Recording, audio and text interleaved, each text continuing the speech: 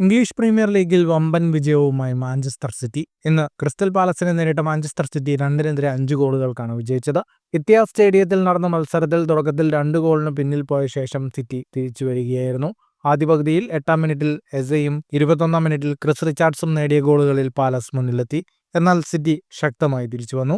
33-ാം മിനിറ്റിൽ കെവിൻ ഡിബ്രൂയും 36-ാം മിനിറ്റിൽ ഒമർ മർമൂഷും ഗോൾ നേടിയതോടെ സിറ്റി ആദ്യ പകുതിയിൽ തന്നെ സമനില പിടിച്ചു. രണ്ടാം പകുതിയുടെ തുടക്കത്തിൽ കോവാച്ചിച്ചിന്റെ ഗോളിലൂടെ ലീഡെടുത്ത സിറ്റി 56-ാം മിനിറ്റിൽ മക്കറ്റിയുടെയും 79-ാം മിനിറ്റിൽ ഓറേലിയുടെയും ഗോളുകളോടെ ലീഡ് വർദ്ധിപ്പിച്ച് വിജയമുറപ്പിച്ചു. മത്സരത്തിന്റെ കണക്കുകളിലേക്ക് വന്നാൽ 69% ബോൾ പൊസിഷൻ മാഞ്ചസ്റ്റർ സിറ്റിക്കായിരുന്നു. 21 ഷോട്ടുകളാണ് സിറ്റി ആകെ തൊടുത്തത്. 9 ഷോട്ട് ഓൺ ടാർഗറ്റ്. 726 പാസുകൾ 90% കൃത്യതയോടെ സിറ്റി പൂർത്തിയാക്കി. 7 ഷോട്ടുകളാണ് ക്രിസ്റ്റൽ പാലസ് തൊടുത്തത്. 3 ഷോട്ട് ഓൺ ടാർഗറ്റ്. ഈ വിജയത്തോടെ 32 മത്സരങ്ങളിൽ നിന്ന് 55 പോയിന്റുമായി മാഞ്ചസ്റ്റർ സിറ്റി ലീഗിൽ 4-ാം സ്ഥാനത്താണ്.